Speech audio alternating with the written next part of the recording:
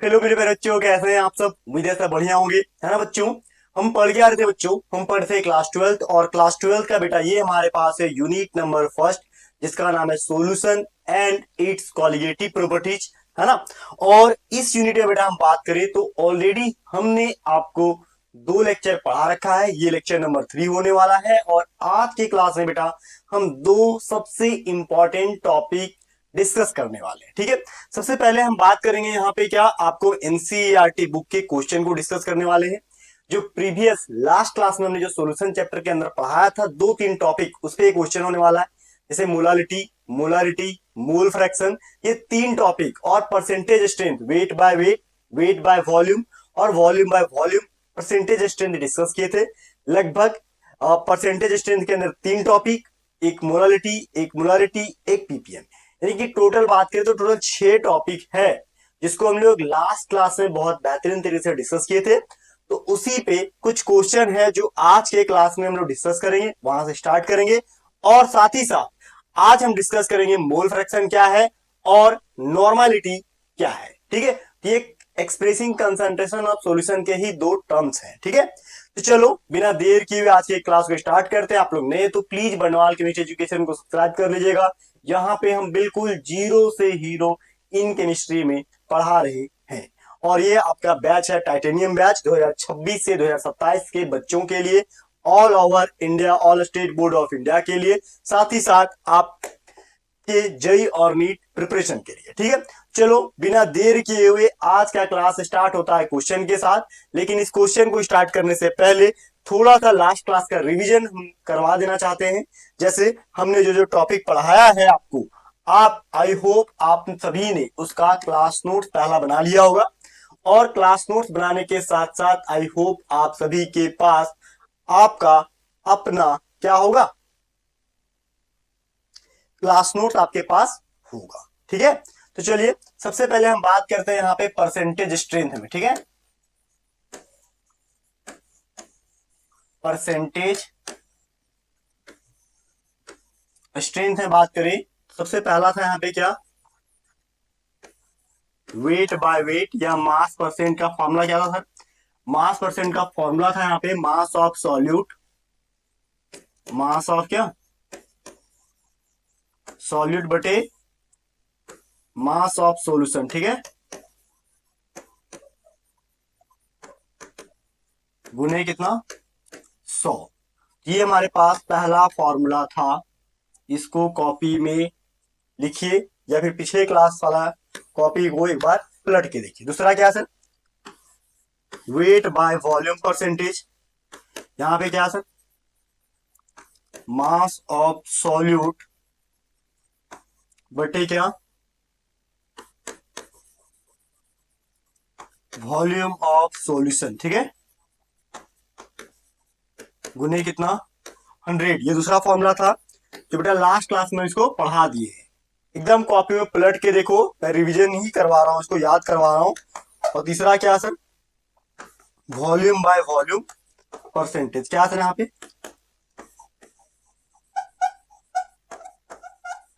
Volume of solute बटे क्या, volume of solution, volume of,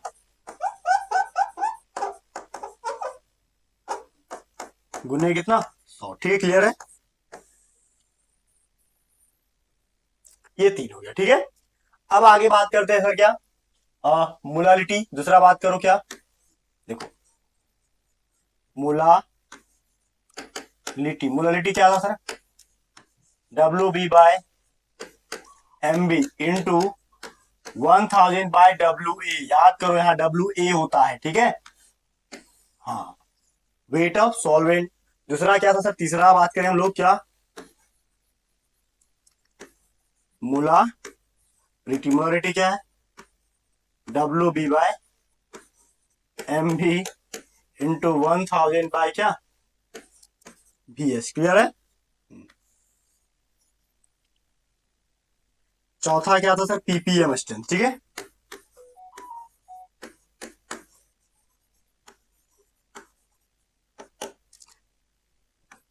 mass of solute बटे क्या, मास ऑफ सॉल्यूशन, उन्हें 10 का पावर कितना, 6। ठीक है, क्लियर है। ये टोटल 6 फॉर्मूलाज हैं जो लास्ट क्लास में हम आपको पढ़ा चुके हैं, और इसी पे अभी सारा का सारा क्वेश्चन न्यूमेरिकल्स बनेगा। ठीक है, तो आपको पिछले क्लास को याद करना है, लिखना है। देखो बेटा, पूरे क्लास नोट मेरे साथ साथ बनाना। क्लास नोट नहीं बनाओगे तो मैं तुम्हारी गारंटी नहीं लूंगा, मैं बता रहा हूं सही बात। तो क्लास नोट मेरे साथ लिखते जाना, इसको कॉपी में लिखो।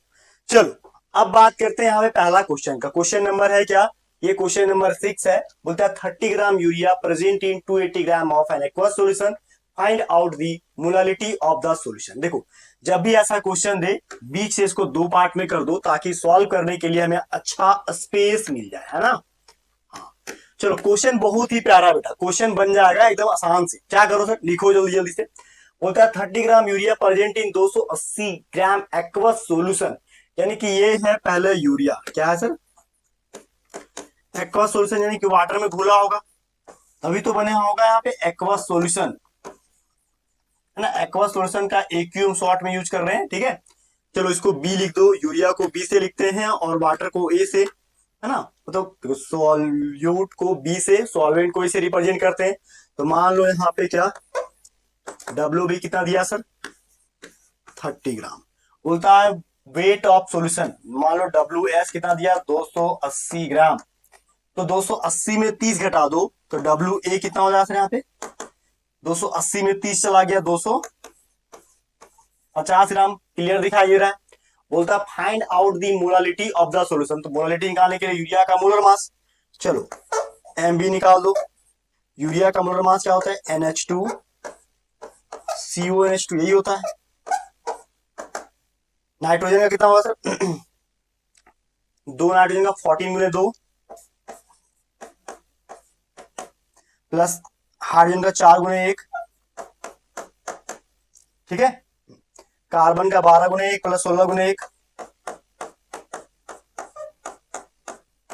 जोड़ दो क्या हुआ यहाँ पे, 28 प्लस 4 32 और 28 कितना, 60 ग्राम पर मोल। ठीक है, 60,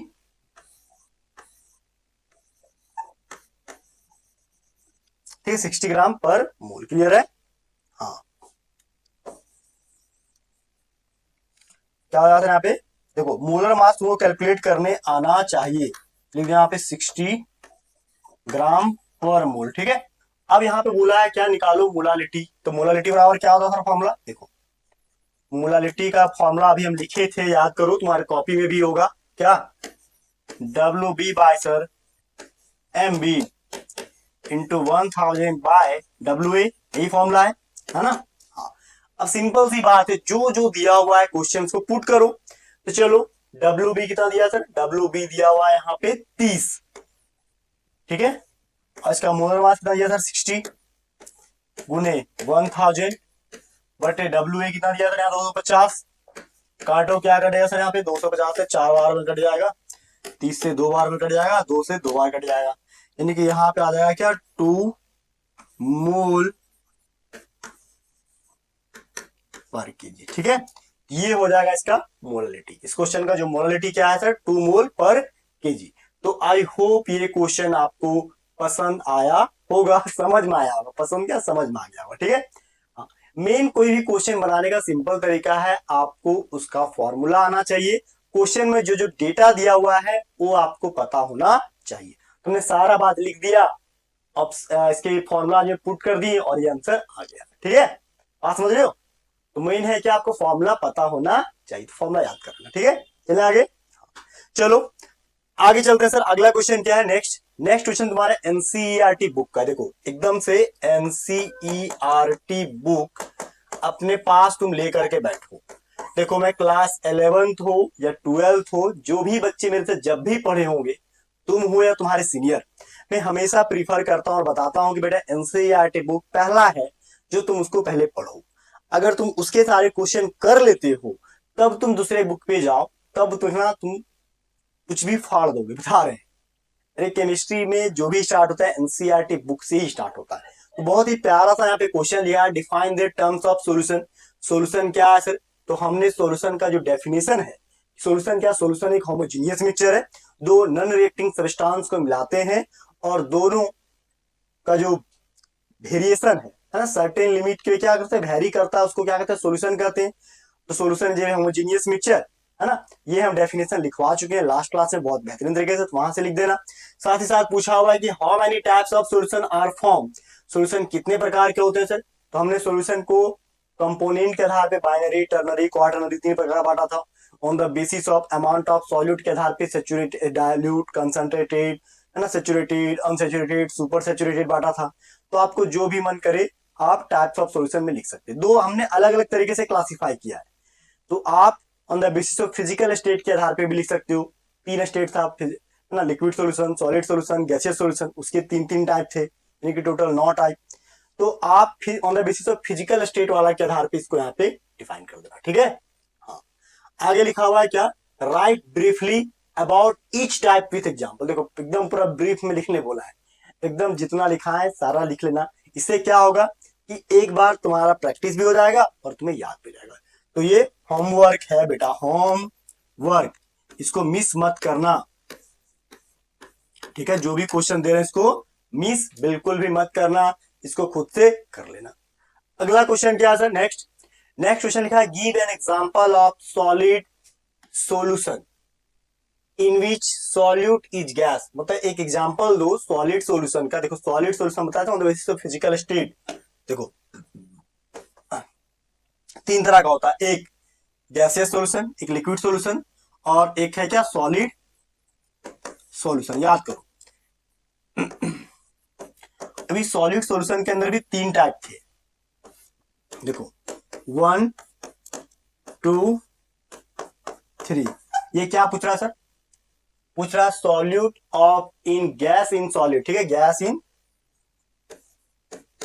गैस इन सॉलिड का एग्जांपल पूछ रहा है, गैस इन सॉलिड।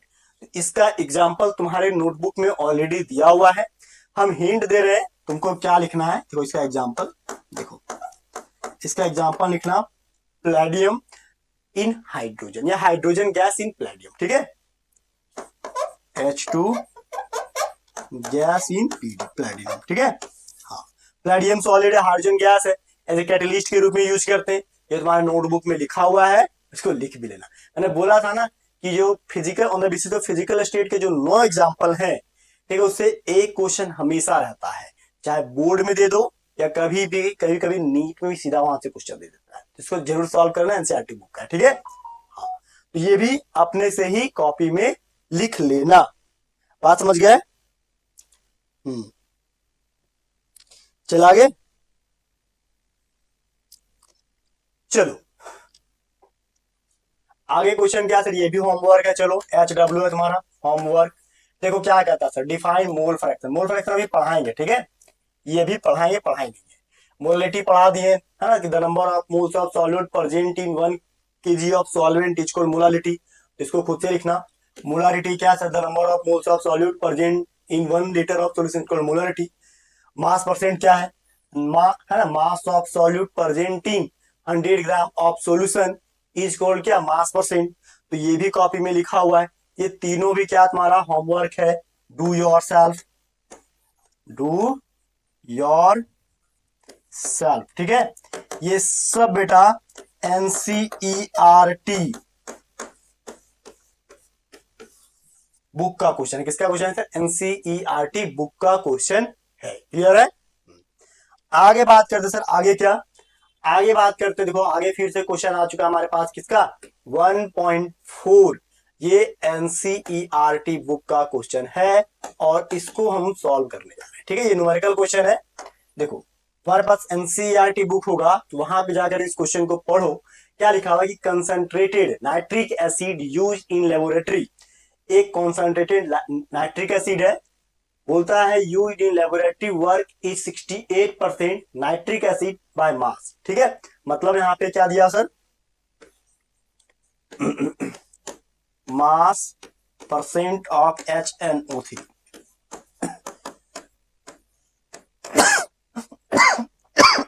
68%। हाँ, मास इन एक्वस सॉल्यूशन, यानी कि पूरे एक्वस सॉल्यूशन का मास अगर मान लो 100 ग्राम है, तो उसमें से 68 ग्राम क्या है सर, ठीक है, मास ऑफ HNO3 68%, ठीक है, इन एक्वस सॉल्यूशन, ठीक है। इसका मतलब क्या हुआ, देखो इसका मतलब ये हुआ कि 68 ग्राम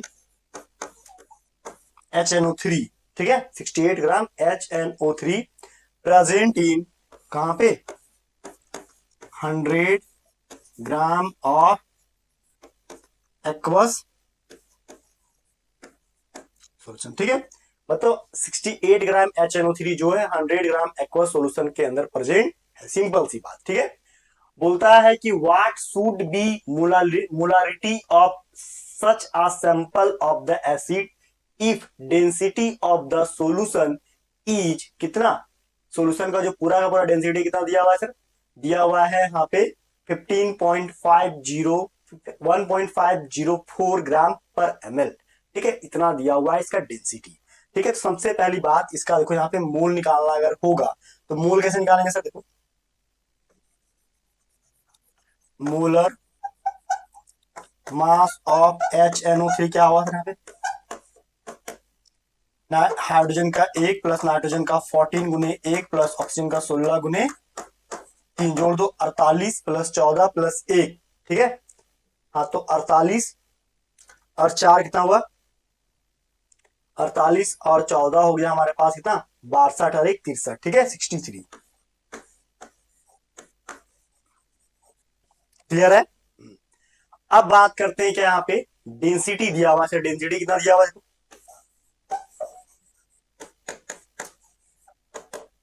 डेंसिटी दिया हुआ है 1.504,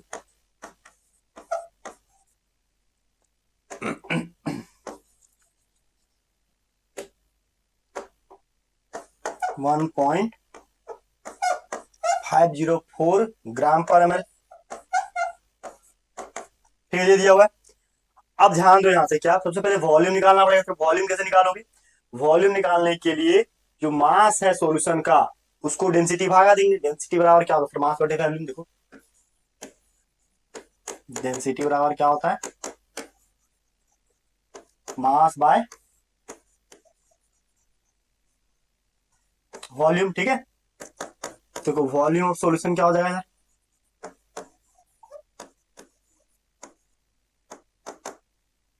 लिखा हुआ क्या है, वॉल्यूम इधर गया तो डेंसिटी यहां पाएगा, मास बटे क्या डेंसिटी, मास बटे डेंसिटी, मास कितना दिया सर 100 बटे डेंसिटी कितना दिया था 1.504, ये है हमारे पास किसमें, ग्राम में, ये ग्राम पर ml में दिया हुआ है, ग्राम ग्राम कट जाएगा ऊपर जाके ml में कन्वर्ट हो जाएगा। अब तुम 100 को 1.504 से भागा दो तो कितना आएगा सर, देखो अगर हम यहाँ पे 1 मिनट को मैं भागा दे देता हूं, देखो 100 डिवाइड बाय कितना, तुम्हें भागा दे दो 1.504, लगभग 66.48 आ रहा है, कितना सर 66.48 ml, इतना आया, ठीक है। ये है क्या, वॉल्यूम ऑफ सॉल्यूशन।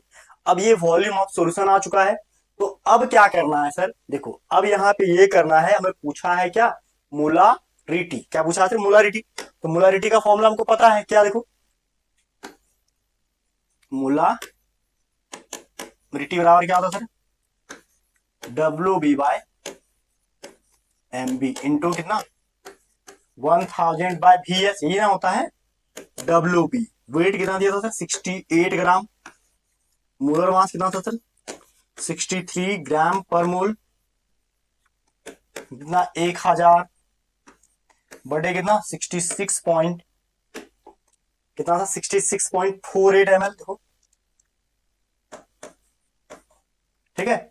अब काटो, ठीक है, ये तो अपना पूरा पूरा गेम लीटर में हो जाएगा, ठीक है, देखो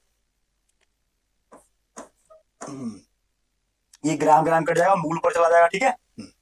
यहाँ क्या हो, मूल पर लीटर के हिसाब से सारा सारा कुछ चेंज हो जाता है, देखो सीधा हम यूनिट ही पुट करते हैं, ठीक है। देखो अब यहाँ पे ध्यान दो क्या, कटेगा कुछ नहीं कटेगा, चलो मल्टीप्लाई करते ऊपर कितना 6800 कर दो, 000 कर दो, नीचे 63 गुने 66.48 कर दो, ठीक है। कितना आएगा सर, देखो नीचे अगर हम बात करें 63 पॉइंट, चलो मल्टीप्लाई कर दो सर, नीचे आएगा कितना 63 गुने 66.48, लगभग 4188, ठीक है। ऊपर कितना सर 6800 बटे कितना 4188.24, इसको भागा दो सर, कितना आएगा देखो 6800 डिवाइड बाय 4188.24, कितना है सर 16.23, ठीक है, मोल पर लीटर आया, कितना आया मोल पर लीटर, ये हमारा आंसर हुआ, ठीक है। बात समझ रहे, हाँ ये है 1.4 क्वेश्चन का आंसर 63.23 मोल पर लीटर, ठीक है। ये क्वेश्चन 1.4 का है, बहुत ही प्यारा सा क्वेश्चन है, आपको बस कोशिश करना अच्छे से बनाने का, ठीक है। सिस्टमेटिक वे से जो दिया हुआ है फॉलो करो, सारा बन जाएगा, ठीक है। न्यूमेरिकल कोई टफ चीज नहीं होता है, ठीक है। स्टार्टिंग में थोड़ा सा समय लगेगा, लेकिन जैसे जैसे आप प्रैक्टिस करते रहोगे ये धीरे धीरे आसान हो जाता है। अब एक नया क्वेश्चन है सर, क्वेश्चन ऑब्जेक्टिव टाइप का हमने लिया हुआ है कि which of the following is not an example of solution, कौन सॉल्यूशन का एग्जांपल नहीं। देखो एयर, एयर क्या है sir, air example of solution बिल्कुल है, हवा कई सारे गैसों का मिश्रण है, ऑक्सीजन हाइड्रोजन नाइट्रोजन, तो बिल्कुल सही है, ये तो है। पूछा है नॉट एग्जांपल, काटो इसको, ये तो है ही। ब्रास, ब्रास तो बताए थे ये जिंक और कॉपर का मिश्रण है, ठीक है, तो ये तो भी नहीं होगा। अमलगम, अमलगम भी मिश्रण है, क्यों, अमलगम बोलता है कई सारे छोटे छोटे कई सारे धातुओं को मिलाते हैं, उसमें से एक धातु अगर पारा हो, है ना, मरकरी हो, तो उसको अमलगम कहते हैं, यानी कि ये भी सॉल्यूशन है। नेक्स्ट एग्जाम्पल क्या, बेंजीन इन वाटर, ये सॉल्यूशन नहीं है, तो आंसर डी होगा। क्यों, देखो अरे बेंजीन जो है एक ऑर्गेनिक कंपाउंड है, क्या है सर, बेंजीन एक ओसी है, ऑर्गेनिक कंपाउंड है, और वाटर क्या सर, वाटर एक इनऑर्गेनिक कंपाउंड है, ठीक है, इनऑर्गेनिक कंपाउंड है। एक तरह समझो ये नॉन पोलर है सॉरी ये पोलर है, और ये क्या है नॉन पोलर है, ठीक है। दोनों का नेचर बिल्कुल डिफरेंट है, ये दोनों एक दूसरे में घुलेगा नहीं। अरे ऐसे समझो कि पेट्रोल में पानी घुलेगा सर, नहीं घुलेगा, क्योंकि पेट्रोल एक ऑर्गेनिक कंपाउंड है, पानी एक इनऑर्गेनिक कंपाउंड है, ठीक है। तो ऐसे ही बेंजीन एक ऑर्गेनिक कंपाउंड है, ये पेट्रोल के जैसा ही सेम जस्ट मॉल, ठीक है, इसीलिए पानी में घुलेगा नहीं, इसलिए ये सॉल्यूशन बनाएगा नहीं, इसलिए आंसर होगा बेंजीन इन वाटर, ठीक है। चलो अगला क्वेश्चन क्या है, नेक्स्ट क्वेश्चन लिखा है, तो what is the mass percentage of each tetra carbon tetrachloride if 22 gram of benzene is dissolved in 122 gram of CCl4 carbon tetrachloride. Mass percent पूछा है, ये भी क्वेश्चन बहुत ही सिंपल है। अब ये ऐसा क्वेश्चन जो है तुमको जेई नीट में देगा, अब बनाओगे कैसे, सिंपल सी बात, अभी तो हम सिस्टमेटिक वे से बता रहे हैं, इतना सिस्टमेटिक वे से नहीं फॉलो करना, सीधा बनाना। देखा 22 ग्राम ऑफ बेंजीन, देखो यहाँ पे कीजिए क्या है, बेंजीन प्लस CCl4, दोनों को मिलाया क्या बना सर, सॉल्यूशन बना, सिंपल सी बात है। बेंजीन का वेट कितना दिया सर 22 ग्राम, CCl4 का वेट कितना दिया सर 122 ग्राम, सॉल्यूशन क्या बना सर, यहाँ पे वेट ऑफ सॉल्यूशन बात करें 122 और 22 कितना हुआ 144 ग्राम, सिंपल सी बात है ना। तो ये हमारे पास क्या है, इसको मान लो B है, जिसकी मात्रा कम है सॉल्यूट है, जिसकी मात्रा ज्यादा है सॉल्वेंट है, सिंपल सी बात है। तो बोलता है यहाँ पे क्या, मास परसेंटेज निकालो। मास परसेंट क्या होता है, देखो मास परसेंट होता है मास ऑफ सॉल्यूट बटे, देखो हम फॉर्मूला लिख दे रहे हैं अभी, मास ऑफ सॉल्यूट बटे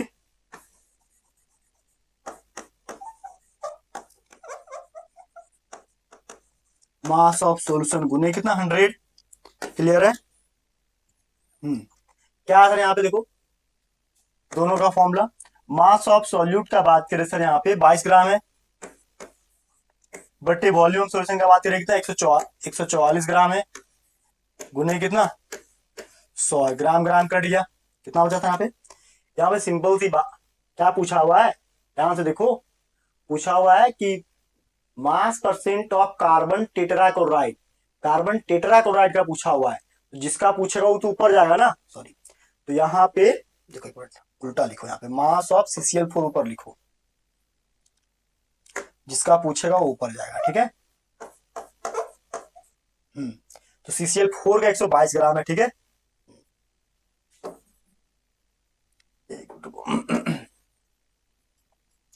जिसका पूछ रहा हूं तो ऊपर ही रहेगा, ठीक है।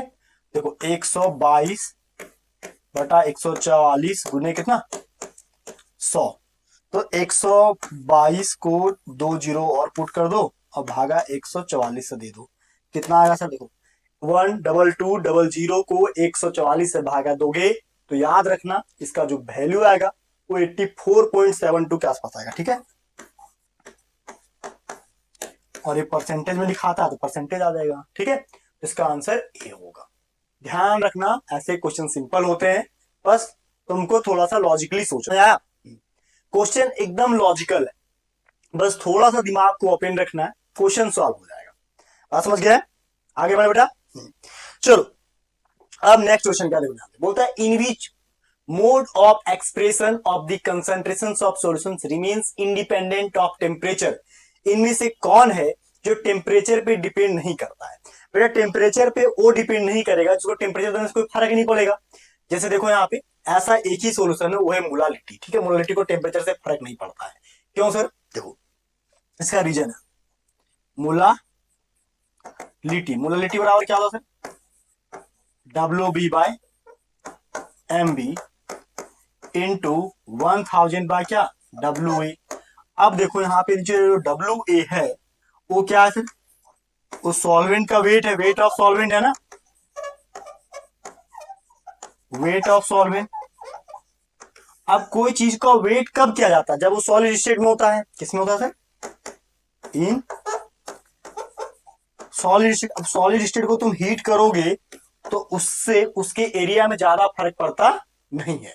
लेकिन अगर हम मोलारिटी का बात करते, किसका बात करते सर, मोलारिटी का, तो मोलारिटी का फॉर्मूला क्या होता है, WB/MB इंटू 1000/VS, तो वॉल्यूम है, और वॉल्यूम का मतलब लिक्विड चीज।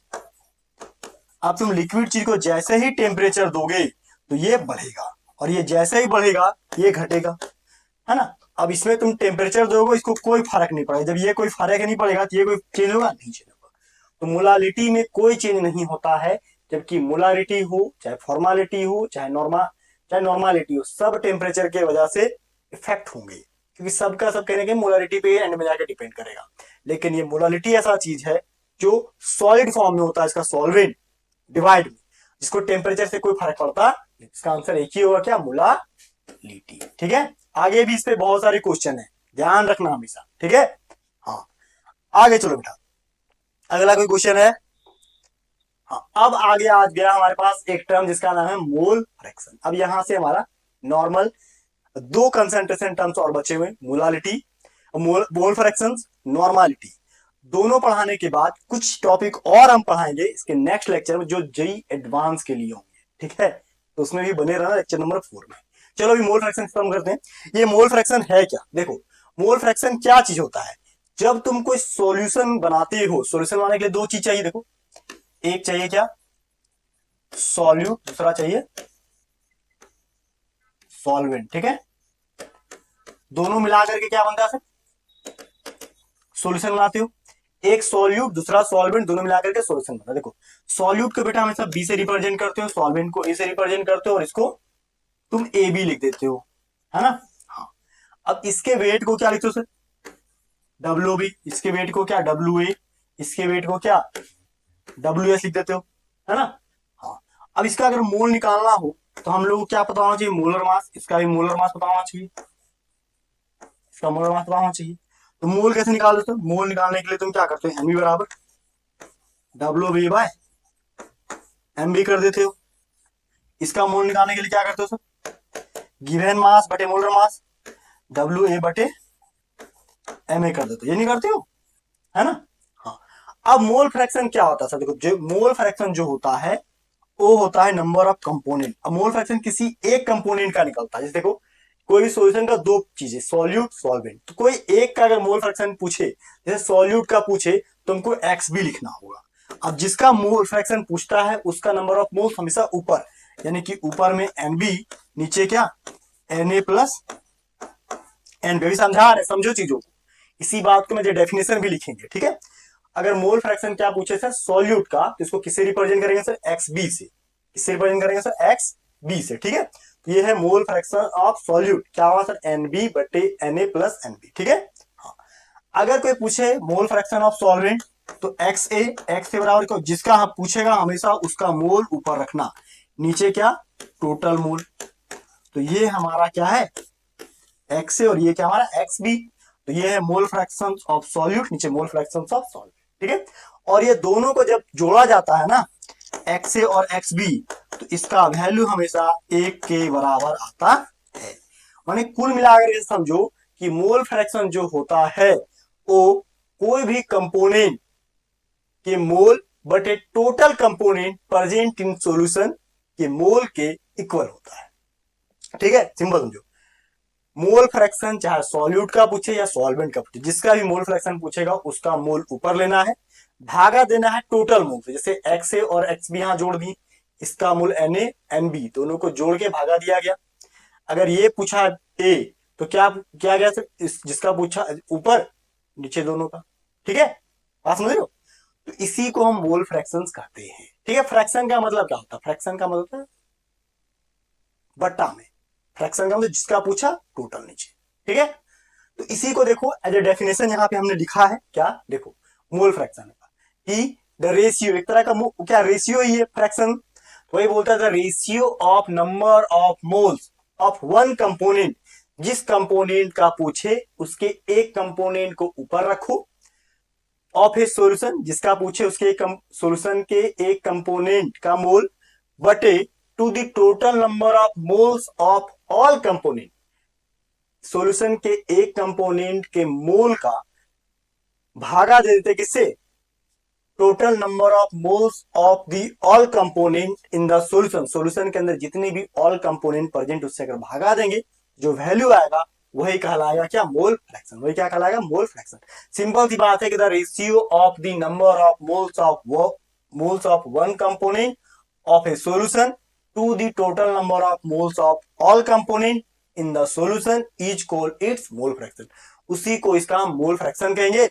मोल फ्रैक्शन को बेटा हिंदी में कोई कोई क्या मोल अंश या फिर कोई कोई मोल परभोज भी लिखता है। किसी किसी को हिंदी पढ़ने का शौक होगा उसके लिए मैं लिख देता हूँ, ठीक है। बाकी बात जितना देखो मेन चीज है ना इसका मतलब समझना, मीनिंग समझ जाओगे ना तो तुमको डेफिनेशन वगैरह से कोई मतलब नहीं होता है, सिर्फ फॉर्मूला पता होना चाहिए, क्वेश्चन तुमसे बन जाएगा। तुम चाहे बोर्ड का हो, जेई का हो, नीट का हो, मैं तो डेफिनेशन रखने भी तुमको बोलूंगा भी नहीं। तुम बस कॉपी में लिखना, इसके लॉजिक को समझना और मैक्सिमम क्वेश्चन प्रैक्टिस करना। क्वेश्चन प्रैक्टिस कर लोगे ना तो सारा काम तेरे लिए आसान हो जाएगा, ठीक है। आप समझ रहे हो मेरी बात। हाँ आगे चले, चलो आगे। आगे क्या है, आगे है यहाँ पे मोल फ्रैक्शन। देखो mole fraction of A and B, अभी जैसे बताएं कि दो कंपोनेंट का होता है सॉल्यूशन के अंदर, एक सॉल्यूट एक सॉल्वेंट। चलो हम लिख भी देते हैं यहाँ पे, देखो एक होता है क्या सर सॉल्यूट, दूसरा सॉल्वेंट, दोनों को मिलाएं क्या बनेगा सर यहाँ पे सॉल्यूशन। बेटा सॉल्यूट को हमेशा बी से लिखा जाता है और सॉल्वेंट को हमेशा ए से लिखा जाता है, ठीक है। तो वही बोलता था number of moles, mole fraction of A and B. देखो अगर मोल फ्रैक्शन ए पूछा जाए तो ए को एक्स ए से रिप्रेजेंट करना है ना, और नंबर ऑफ मोल्स ऑफ ए का मोल ऊपर, नीचे number of moles of solution, पूरे सॉल्यूशन का मोल नीचे।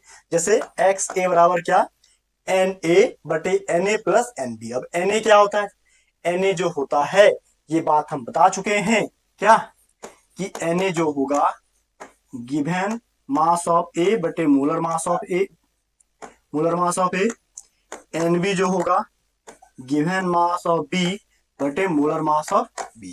तो ये सारा बात ऑलरेडी मेरा बताया हुआ है किसमें पहले से, ठीक है। मोल निकालने के लिए सिखाया क्लास 11th में, और क्लास 11th में टॉपिक पढ़ाए भी हैं तो वहां पे पढ़े हो तो अच्छी बात है, नहीं पढ़े हो तो ध्यान रखना। मोल कॉन्सेप्ट बहुत इंपॉर्टेंट होता है जो क्लास 11 में पढ़ाया जाता है ना। तो वो अगर नहीं पढ़े हो तो एक बार बेटा जा करके मेरा जो है क्लास 11 का लेक्चर, ठीक है, some basic concept of chemistry, वहां पे मोल फ्रैक्शन मोल कॉन्सेप्ट बहुत अच्छे से बताएं, तो स्टार्टिंग का 2-3 लेक्चर देख लेना। अगर नहीं देखे हो तो क्लास 11 का नोट्स निकाल के जरूर पढ़ना, ठीक है। और अपने दोस्तों को बता देना, बिल्कुल फ्री ऑफ कॉस्ट है, तुम्हारे लिए है, ठीक है। ज्यादा से ज्यादा लोगों को शेयर कर दो ताकि उन्हें फायदा हो और तुम्हें भी, ठीक है। और साथ ही साथ जो भी पढ़ो कमेंट सेक्शन में कमेंट करके जाना ताकि मुझे अच्छा महसूस हो कि चलो कुछ तो हम पढ़ा रहे हैं, ठीक है।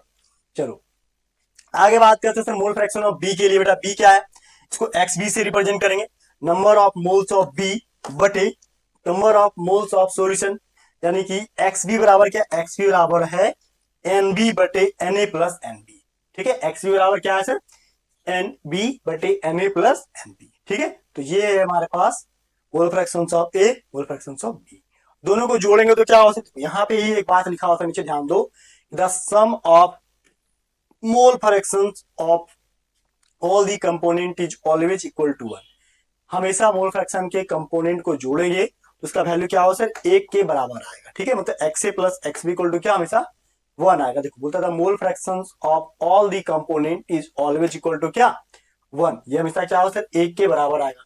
अब तुम्हारे मन में सवाल होगा सर एक के बराबर ही क्यों आएगा, चलो इसको एक बार चेक कर लेते हैं, चलो चेक कर लेते हैं, ठीक है। देखो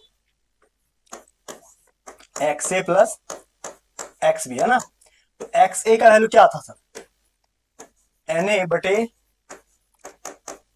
N A plus N B, है ना। एक्स बी का वैल्यू क्या हुआ था, एन बी बटे N A plus N B, ठीक, क्लियर है। N A plus N B, ठीक है। काटो कितना कटेगा, एक बार में कटेगा, यहां पे वैल्यू कितना आएगा, एक आएगा। X A plus X B बराबर कितना होगा,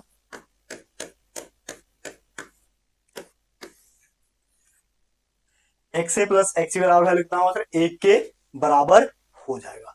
बोलो कोई दिक्कत तो नहीं है ना। कोई पूछे मोल फ्रैक्शन का यूनिट होता है सर, नो, मोल फ्रैक्शन है नो यूनिट, ठीक है, no unit for mole fraction.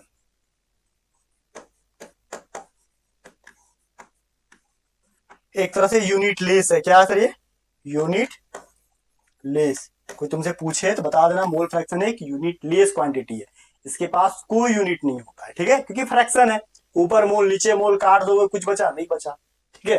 हाँ तो याद रखना मोल फ्रैक्शन एक यूनिट लेस क्वांटिटी है, ठीक है। चलो अब एक क्वेश्चन भी दे दिया बहुत ही प्यारा सा, बोलता है 30 gram urea present in 120 KG of its aqueous solution, what is its mole fraction of solution. बोलता है इसका मोल फ्रैक्शन क्या होगा इस पूरे सॉल्यूशन में। देखो यहां पे सबसे पहली बात ये सुधारो, ये ना 1 kg तो नहीं, ये 120 kg तो नहीं होगा, ठीक है। देखो ये डेटा 120 ग्राम है, केजी नहीं है, ठीक है, 120 ग्राम है, ठीक है, ध्यान रखना। हाँ तो बोलता है कि 30 gram urea present in 120 gram of aqueous solution, तो what is its mole fraction, ठीक है।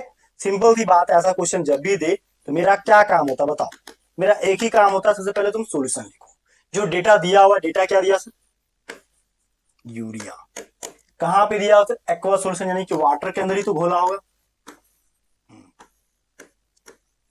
क्या बना, एक्वा सॉल्यूशन बन गया, सिंपल सी बात। हाँ चलो बोलता है क्या, यूरिया का वेट यानी कि डब्ल्यू भी मान लो 30 ग्राम, बोलता है यहाँ पे क्या 120 gram of it aqua solution, यानी कि पूरे के पूरे सॉल्यूशन का मास कितना दिया सर 120 ग्राम। तो यहाँ पे डब्ल्यू ए का मास कितना दिया सर, 120 में 30 घटा दो 90 ग्राम, है ना। हाँ अब ध्यान दो क्या, एम बी यानी कि यूरिया, फॉर्मूला क्या, NH2CO, NH2 क्या होता है यहाँ पे है 14 × 2, ठीक है, 4 × 2 प्लस 12 प्लस 16 इक्वल टू कितना 60 ग्राम पर मोल दिया था, याद करो। ठीक है, अब नीचे क्या है सर, वाटर, वाटर का क्या होता है, इसका तो 18 ग्राम पर मोल होता है, तो हम सीधा लिख दे रहे हैं, ठीक है, 18 ग्राम पर मोल। ठीक है, तो कुछ कुछ मोलर मास का फॉर्मूला याद कर लिया करो। ठीक है, कितना बार बार अलग अलग तोड़ के निकालो, ये सब याद रखना ही ज्यादा जरूरी काम है। ठीक है, मोल निकालो सर, मोल एन बी बराबर क्या, W B by M B. ठीक है, तो एन बी क्या है सर, एन बी यहाँ पे दिया हुआ है 30/60 भागा 2, कितना आ जाएगा 1/2 यानी कि 0.5 मोल। ठीक है, एन ए निकालो सर, एन ए क्या, डब्ल्यू ए, यहाँ पे बी लिखा गया, एक मिनट को,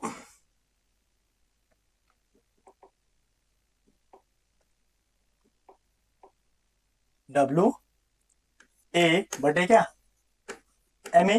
what is W A, W A जो दिया हुआ है यहाँ पे 90,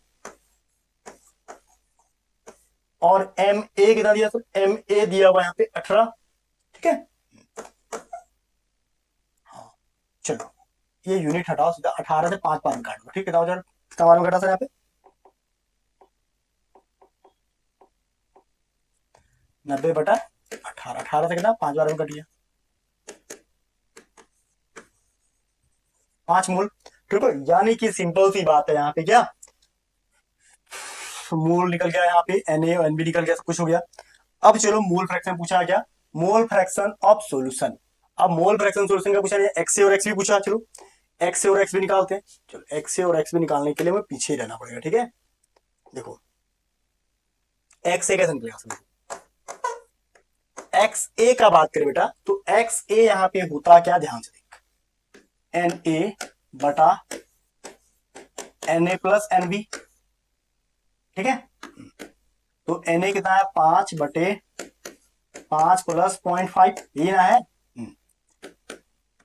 5 भागा 5.5, कितना आया सर, कितना आया सर, भागा दे देते हैं। ठीक है, चलो यहां भागा देते हैं, कितना आएगा,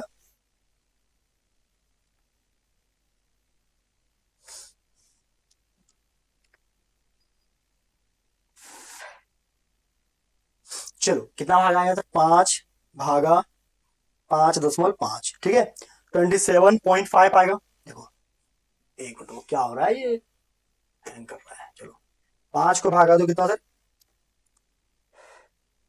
0.909 के आसपास। ठीक है, 0.909 के आसपास यहाँ पे आएगा एक्स ए। ठीक है, अब बात करते हैं सर हम लोग क्या, उसी तरह एक्स बी निकालो, एक्स बी क्या एन बी बटे N A plus N B. What is N B, 0.5 बटे कितना 5 प्लस 0.5,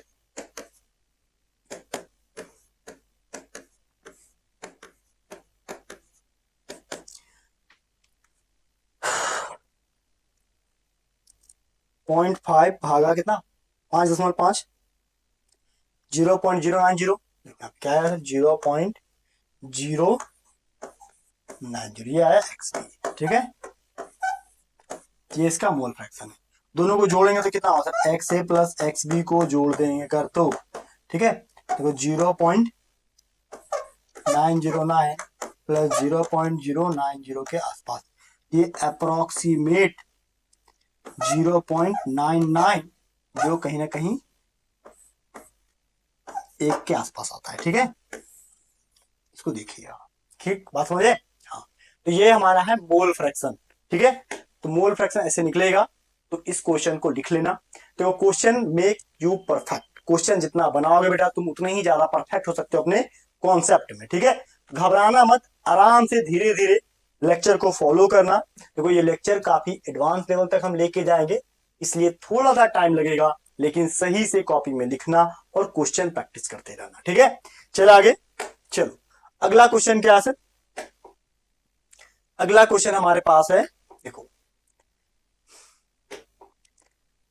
कि 30 gram urea is present in 280 gram of an aqueous solution, find out the molality of the solution. बोलता है 30 gram urea जो है वो 280 ग्राम aqueous solution के अंदर प्रेजेंट है, find out the molality of the solution. देखो बहुत ही छोटा सा प्यारा सा क्वेश्चन है, ये क्वेश्चन तो तुमसे बन जाएगा, ठीक है।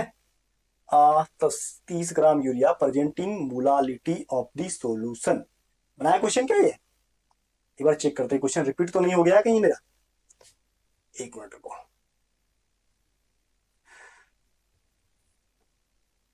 नहीं नहीं क्वेश्चन रिपीट नहीं है, ठीक है क्वेश्चन ठीक है। चलो ये क्वेश्चन देखो ध्यान से, क्वेश्चन अब इस बार मोलालिटी पूछा, ठीक है, इस बार मोलालिटी बार बार पूछा था, तो मोलालिटी कैसे बनाओ सर, सीधा देखो यहाँ पे सॉल्यूशन लिखो। देखो क्वेश्चन बनाना बहुत ही आसान काम है, मैं बार बार कहना बहुत ही आसान काम है। क्या लिखा है सर, यूरिया। तुम बोलो सर हमसे तो बनता ही नहीं है, बेटा बनेगा तुमसे क्वेश्चन, तुम कॉपी में लिख के प्रैक्टिस तो करो, लिखोगे नहीं, कॉपी में बनाओगे नहीं, एनसीईआरटी बुक रखोगे नहीं, तुमसे बेटा बनेगा क्यों क्वेश्चन, क्वेश्चन तो बोलेगा ना कि तुमसे नहीं बनेंगे सर। तो एनसीईआरटी बुक रखो, जो जो डेटा दिया हुआ उसको पुट करो और देखो कैसे नहीं बनेगा तुमसे क्वेश्चन। 280 ग्राम दिया हुआ है, 30 घटा दो, कितना बचा सर WA, 250 ग्राम बच गया बेटा, ठीक है। अब यहाँ पे क्या पूछा हुआ है, तो यहाँ पे हम लोग को इसका मोलर मास निकाल दो MB। अब यूरिया का फॉर्मूला तुमको पता होना चाहिए, NH2CO NH2, इसका मास कितना होता है 60 ग्राम पर मोल होता है, ठीक है।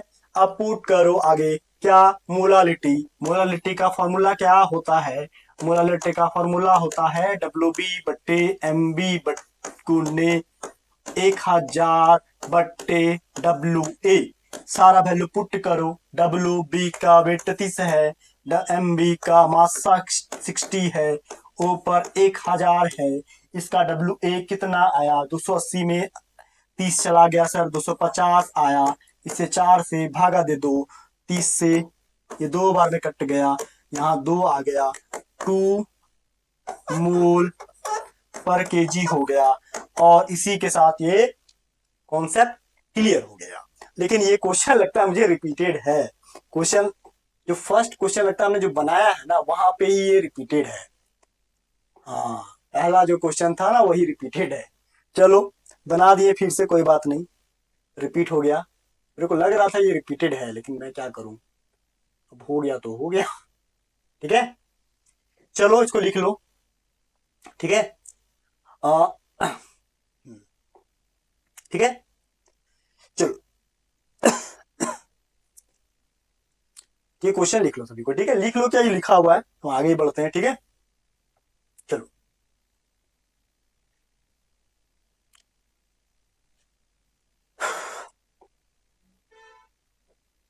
चलो क्वेश्चन है बहुत प्यारा सा,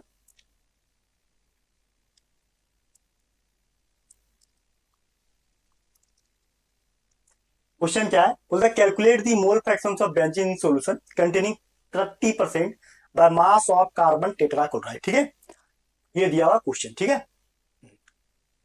ये क्वेश्चन तुमसे बन जाना चाहिए, बोलता है calculate the mole fraction of benzene in solution containing 30% by mass of carbon tetrachloride, ठीक है। यानी कि मान लो कि ये पूरा सॉल्यूशन है, देखो मैं क्वेश्चन को हिंट दे रहा हूं, ठीक है, तुम लोग इसको सॉल्व करना, ठीक है। देखो कार्बन टेट्राक्लोराइड यानी CCl4 प्लस बेंजीन, दोनों मिलाओ क्या हो जाता है, सॉल्यूशन बन जाएगा, ठीक है। देखो अब ध्यान दो यहाँ पे क्या बोलता है, यहाँ पे क्या कि 30% बाय मास, यानी कि मान लो पूरा का पूरा क्या है ये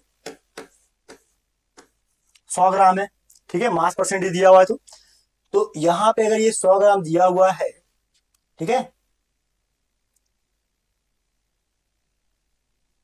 एक मिनट को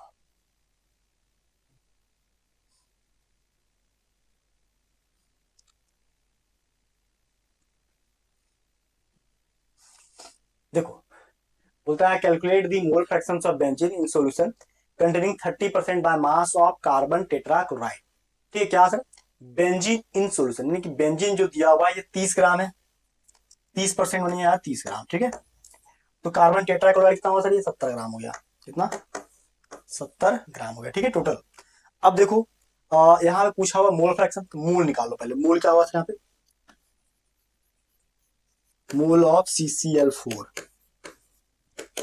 क्या निकलेगा sir, sorry molar mass CCl4 निकालो पहले।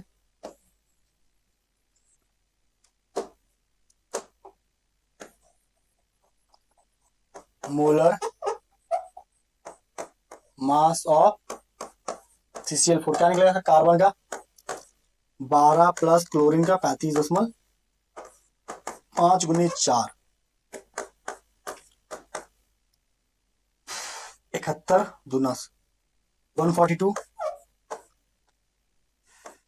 जोड़ दो कितना होगा सर, 2 2 4, ठीक है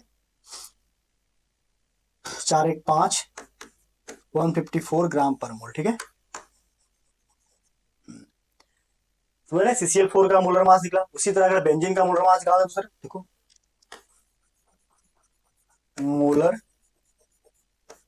मास ऑफ बेंजीन कितना होगा सर, बेंजीन का फॉर्मूला होता है क्या, C6H6, ठीक है 12 गुने 6 प्लस 6 गुने 1 72 6 78 ग्राम पर मोल, 78 ग्राम पर मोल, ठीक है। तो यहाँ मोल फ्रैक्शन पूछा था, NB पूछा आपने, चलो इसको मान लो, अगर आप इसको A माने, ठीक है जो आज का वहां से इसको B मान लो, ठीक है। तो Na क्या हुआ था यहाँ पे 70 बटे कितना 154, दूसरा क्या NB कितना सर दिया हुआ 30 बटे कितना 78, तो ये जो आएगा मोल,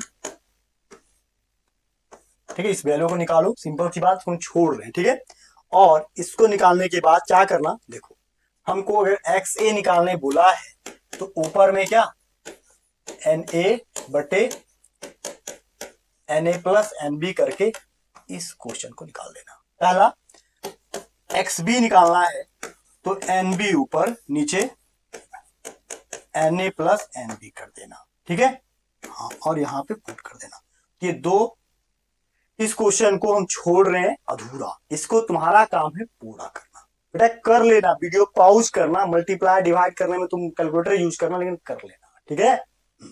चलो आगे, आगे क्या से आगे है यहाँ पे कि why is molality preferred over molality. Molality को क्यों प्रीफर किया जाता है ओवर मोलालिटी, देखो मोलालिटी को ज्यादा प्रीफर किया जाता है ओवर मोलालिटी, क्यों, देखो सिंपल सी बात है यहाँ पे, देखो दोनों चीज को समझो। यहाँ पे देखो मोलारिटी, ठीक है मोलारिटी का फॉर्मूला क्या होता है, WB/MB इंटू कितना 1000/VS वॉल्यूम सॉल्यूशन, ठीक है ये मोलारिटी, ठीक है। अब मोलालिटी का समझो, मोलालिटी का समझो क्या, WB/MB इंटू 1000/WA, ठीक है। अब ध्यान दो यहां पे क्या WA जो क्या है, weight of solvent, weight of क्या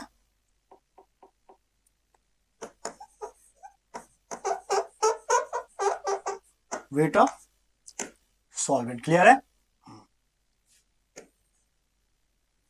वॉल्यूम ऑफ सॉल्यूशन,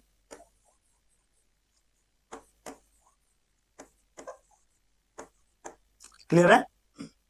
अब देखो अगर तुम यहां पे टेम्परेचर दोगे, टेम्परेचर जैसे दोगे, ठीक है टेम्परेचर बढ़ाओगे, तो ये टेम्परेचर देने से वॉल्यूम इंक्रीज होता है, और वॉल्यूम इंक्रीज होगा तो मोलारिटी क्या होगा सर, डिक्रीज होगा, ठीक है। टेम्परेचर बढ़ने से वॉल्यूम क्या होता है सर, बढ़ जाता है, वॉल्यूम बढ़ेगा तो जो मोलारिटी है क्या होगा, घटेगा। अब जब मोलारिटी घटेगा तो कोई भी चाहेगा कि उसका कंसंट्रेशन डिक्रीज हो, जो लिए है वो घटे, डिक्रीज कभी भी कोई करवाना नहीं चाहेगा। इसीलिए इस क्वांटिटी को मेजरमेंट में फॉलो नहीं करते, क्योंकि ये टेम्परेचर इसको प्रभावित कर सकता है। लेकिन इस क्वांटिटी को जब मेजरमेंट में फॉलो करेंगे तो वेट ऑफ सॉल्वेंट का मतलब है ये सॉलिड चीज होगा, सॉलिड चीज होगा तभी तो उसको मेजर किया गया है 100 केजी के रूप में। अब ये टेम्परेचर जो है सॉलिड चीज को ज्यादा प्रभावित नहीं करता है। टेम्परेचर, कोई सॉलिड चीज को गर्म करो, टेम्परेचर दो, उसका वॉल्यूम एक्सपेंड करेगा? सिर्फ नहीं करेगा, जल्दी नहीं करेगा, बहुत लेट से करेगा, करेगा तो भी लेकिन बहुत लेट से करेगा, समझ ना। तो इसीलिए इसका जो अब ये कोई फर्क यहाँ पे नहीं पड़ने वाला है और यहाँ भी कोई फर्क पड़ने वाला नहीं है, इसलिए मोलारिटी को ज्यादा प्रीफर किया। तो लिखेंगे क्या कि molarity is preferred over molarity, molality is preferred over molality to express the concentration of solution due to temperature। ठीक है, volume is change when temperature is change, ठीक है, बट क्या weight of solvent is not change when temperature is change. जब temperature change करेंगे तो solvent का wait change नहीं होता है, लेकिन जैसे ही टेम्परेचर चेंज करेंगे उसका क्या वॉल्यूम चेंज आता है। इसको लिख लेना कॉपी में अपने अकॉर्डिंग आंसर, छोड़ दें ये लिख दें, बोलो। अरे लिख लेना इसका आंसर खुद से, ठीक है, हाँ समझा, ये लिख लेना, ठीक है, हाँ लिख लेना क्या कि वह molality preferred over molality, over molarity to express the concentration of solution due to temperature dependent. Molality क्या होता, मोलारिटी क्या है, मोलारिटी जो टेम्परेचर डिपेंडेंट है, जबकि मोलालिटी जो टेम्परेचर पे डिपेंड करता नहीं है, ठीक है। अगला क्वेश्चन क्या लिखा, what is the effect of temperature और मोलारिटी। देखो मोलारिटी का इफेक्ट क्या होता है टेम्परेचर पे, देखो मोलारिटी जो है, ठीक है, देखो देखो molarity depends upon concentration of volume, ठीक है, ठीक है। If temperature is change, temperature is change then volume of solution is change, ठीक है, volume of solution is, volume of solution is change and क्या होता है, एक temperature is change then volume of solution is change and, और क्या होगा इसे, molarity of concentration, molarity of concentration is change, ठीक है, इज, ठीक है, ये क्या होगा, ये बदल जाएगा, ठीक है, ये भी चेंज हो जाएगा, ठीक है। एक तरह से ऐसे लिख सकते हैं क्या, टेम्परेचर बढ़ेगा तो मोलारिटी घट जाता है, ठीक है। इफ टेम्परेचर इंक्रीजेज, तो यहाँ पे एक लाइन और ही लिख सकते हैं क्या, इफ, है ना, या फिर दूसरे तरीके से क्या लिख सकते हो, इफ टेम्परेचर इज इंक्रीजेज, ठीक है, ठीक है, if temperature is increases volume of solution also increases, volume of solution is also increases, ठीक है, ये इंक्रीज हो जाएगा एंड, या फिर ठीक है, volume of solution is also increase and molarity of solution is decreases, ठीक है, ठीक है, क्या होगा, टेम्परेचर बढ़ाओगे तो वॉल्यूम बढ़ेगा, लेकिन वॉल्यूम बढ़ेगा तो मोलारिटी क्या होगा, ये टेम्परेचर का इफेक्ट, ठीक है। तो इसको अपने अकॉर्डिंग तुम चेंज कर सकते हो, लिख सकते हो, तुम्हारे नॉलेज के लिए क्वेश्चन डाल दे रहे, बहुत सारे बच्चों को समझ में ही नहीं आता है, ठीक है, इसलिए मैं बार बार इसको लिख रहा हूँ, दोनों तरीके के क्वेश्चन डलवा दे रहा हूँ, ठीक है। आगे देखो सर, अगला क्वेश्चन क्या है, अगला क्वेश्चन है कि the atmospheric pollution is generally measured in the flowing unit. अरे एटमॉस्फेयर का जो पोल्यूशन है ना, हवा को किसे मापते, इसको पीपीएम में मापते, कि हवा बहुत ही डाइल्यूट मीडियम में होता है, ठीक है, पॉल्यूट। नेक्स्ट देखो, नेक्स्ट क्वेश्चन क्या लिखा हुआ, टेम्परेचर डिपेंडेंट टर्म्स, टेम्परेचर किस पे डिपेंड करता है, टेम्परेचर जो होता है हमेशा वो मोलारिटी पे डिपेंड करता है, ठीक है, मोलारिटी जो होता है टेम्परेचर की वजह से चेंज हो जाता है, ठीक है। नेक्स्ट क्या है, ऐसा यूनिट ऑफ मोलारिटी, मोलारिटी का ऐसा यूनिट क्या, मोल पर लीटर, रीटी, लीटर, तो आंसर बी। ठीक है, इस तरह नेक्स्ट क्वेश्चन देखो। नेक्स्ट क्वेश्चन क्या लिखा हुआ है? नेक्स्ट क्वेश्चन दिया हुआ है नॉर्मालिटी। नॉर्मालिटी पढ़ाई नहीं है, तो नॉर्मालिटी अगले क्लास का टॉपिक है हमारे पास। ठीक है, अगले क्लास में हम देखो दो टॉपिक यहाँ पे डिस्कस करने वाले अगले क्लास में। क्या क्या? नॉर्मालिटी क्या है, फॉर्मालिटी क्या है। ठीक है, हाँ, और कुछ स्पेशल रिलेशन हम लोग डिसाइड पढ़ेंगे, जो कंसंट्रेशन बढ़ाएंगे, वॉल्यूम बढ़ाएंगे, तो नया कंसंट्रेशन, नया वॉल्यूम क्या होगा? N1V1 चेंज करेंगे तो N2V2 क्या होगा, M1V1 चेंज करेंगे तो M2V2 क्या होगा। ठीक है, कुछ स्पेशल रिलेशन पढ़ाएंगे जो अगले क्लास में जो हम पढ़ाने वाले हैं। ठीक है, वो जेई में, नीट में, और बेटा जेई एडवांस में, ये सब जगह काम आएगा। तो अगला क्लास जो है बहुत ही इंपॉर्टेंट और थोड़ा एडवांस क्लास भी होगा, तो अगला क्लास बिल्कुल मिस करना बिल्कुल नहीं, कंसंट्रेशन ऑफ सॉल्यूशन का। ठीक है, नेक्स्ट क्लास में ये कंसंट्रेशन ऑफ सॉल्यूशन हम लोग कंप्लीट करेंगे, फिर हम लोग सॉल्विटी ऑफ सॉल्यूशन की तरफ बढ़ेंगे। तो आप लोग न्यू हैं तो प्लीज हमारा चैनल को सब्सक्राइब कर लेना। मिलते हैं इसके बाद नेक्स्ट लेक्चर में, तो थैंक यू सो मच, जय हिंद, बाय, हैप्पी लर्निंग।